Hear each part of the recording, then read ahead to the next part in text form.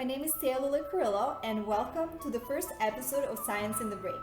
In this episode, we cover the Marie Curie Fellowships.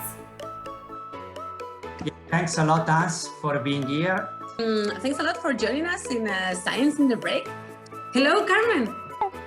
So now I started, but don't worry, I will cut what I need to cut.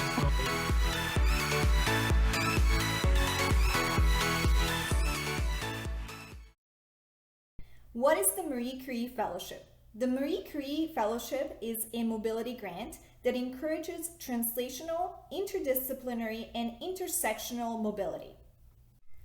Who is eligible for Marie Curie Fellowship? Well, highly experienced researchers with 4+ years of research experience who would like to do their research at a European host institution. How does it work? Well, the applicant reaches out to the host at the host institution, and both the applicant and the host institution apply for the Marie Curie Fellowship. So if I'm interested in this grant, where do I find out more information? Well, you can find out more information at the website provided below, or you can watch our episodes at Science in the Break to hear from the experienced researchers that have applied for the Marie Curie Fellowship before. I have some tips which I summarize basically if somebody wants to hear my opinion. So basically I have 4 hints which I recommend to do. The first thing is basically to go to workshops, to talk to peers, and if you have the option, just ask a colleague or somebody who was successful and already wrote the proposal, and if you're lucky you get this proposal. I think this is really, really helpful. Then the second one, as I already mentioned before, just check, because half of the proposal is also based on your CV. So basically make sure that the CV is good enough. So otherwise, basically it's a bit of a waste of time. It's never a waste of time because you can always reuse the CV. And the third one is probably the most important one, to basically choose a topic which you're passionate about and which you like. And the last one, which I mentioned before, was to write the proposal in a very easy, understandable way. I think these 4 things would have helped me a lot if I would have known before, but I basically learned throughout the process and it worked out well. So, you will write another fellowship this year, but you learned a lot from your previous experience writing the grant. How other points that you could maybe share with people who are also in this writing phase that you learned from your previous experience, from the evaluators? Yeah, so if I could advise on everyone, so first time around, I didn't really spend a lot of time writing that grant because I was like, oh, don't worry about it, take it easy, relax. No. You need to sit down. I know that some people write much faster, and if you have the postdoctoral experience and the grant writing experience, I think it's a much easier process. But someone who is in a PhD trying to get this grant, then I think you should spend some time looking at previous grants. I would say previous Marie Curie grants. If you can get your hands on them, you should definitely research different websites. And I know specifically for Canadians, at least, we don't have the same workshops that you would get in Europe, for example. I know that a lot of people that applied for Marie Curie, they have these workshops they go to, and then they provide them with the tips. Well, I actually, neither times did I have that experience or the workshops. So if you can, get your hands on a workshop, or, talk to the people that got the Marie Curie, that would be, I think that's highly beneficial. And even get people to look at your grant, even if they didn't get the Marie Curie, but they've gotten some other grants, to take a look at, to edit your grant. That is really, really important. And then I would say try to be, try to tell a good story. I think the story really matters and captures the reviewer to keep reading and be interested in what you're trying to do.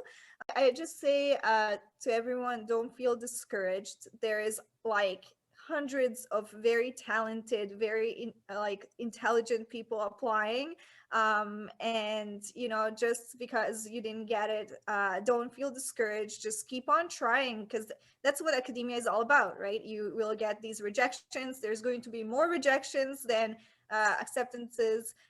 So, just keep on trying, keep on applying, try to improve it to the best of your ability, and just, keep your head high, because this doesn't mean that your project is not important, or that that they don't care. It's just that they have so many applicants, and so very little funding available. So I would say just don't get discouraged, just keep on going. Yeah, determination and perseverance are things needed in academia. Yeah, so also for this grant. What would be the tip that you give to the next applicants? In my experience, but also not now, also during my PhD, you have to be super proactive and don't hesitate to contact people and just share. Of course, you cannot share everything, or you always can hold something for you, because it's very important that people sees you and understand that you are there and you want to work and you have energy. I contacted the first person in March, and then I had this part-time contract in May. So from May to September, I was writing full-time, even if the contract was part-time. But of course, writing Marie Curie is something that you have to focus in, and protocol and everything has to be very detailed and consistent. Try to do your best and be happy about it. You have to have a lot of enthusiasm and passion, and be happy to do it. And if not, let it go.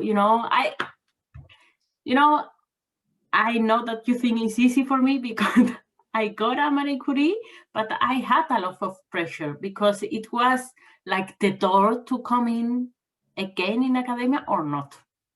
So I had a lot of pressure, but I really tried. The idea was good, I think, and I really tried. Then life is life, and I don't know, You got it. Yeah, so that's good. You have to do it with passion, and that's all. If you do with just for do it, just for a try, don't do it, because it's never going to work, I think. Yeah. Okay, I think that's a good tip. Then either 100% or nothing. The last question is, is more open to you. It's like, if you imagine you are speaking with someone that this year will apply to Marie Curie or also national funding, do you have some specific suggestion? I think try to read our applications, or at least talk to people, maybe what we have done now also, what they have done, where they got the information, try to collect this information. And I also think, that is maybe now challenging, but also really visit the host institute, talk to your supervisor. You need to get involved, your supervisor. You can write a good application, but you also to make it that you in the end can do it. If you get it, you really need a good compliance together. And maybe also look around. That was for the Carrasco-Lopez, but that's for sure also for other universities, what they can offer, what you are not used to. So which support service, which you could use within your projects. So to have a good compliance with your supervisor, knowing the host institution, how you can concretely realize your project. Is important. Then it makes you more passionate, more engaged with the project in itself for full package, and hopefully the person that they will read the project, they can also feel this kind of passion that you have. So thanks a lot for checking out our video, and it's time for a brief summary. There are 5 main take-home messages. The first one is preparation. Read carefully guidelines, follow workshop, and read previous grants. The second is passion. Choose a topic that you really like, because then maybe we will stay with you for a long time. The third one is get involved. Get involved with your supervisor, your host institution, and partners. Take your time, be detailed and consistent. Iteration, get a lot of feedbacks. Don't be scared to get a lot of feedbacks. This was a short summary, and soon there will be a longer video to see more in detail all the great story for these researchers. Thank you. Bye. Bye-bye. Thank you. Bye. Yeah, we hope you liked it and you learned something, or maybe you got some tips. And feel free to contact us if you want to be in the next Science in the Break. Thanks a lot. Ciao. Okay, Carmen, thank you very much for your time and for all the helpful responses. I hope to see you in another edition of Science in the Break. Of course. Ciao. Ciao. All right. Thanks a lot, Helga.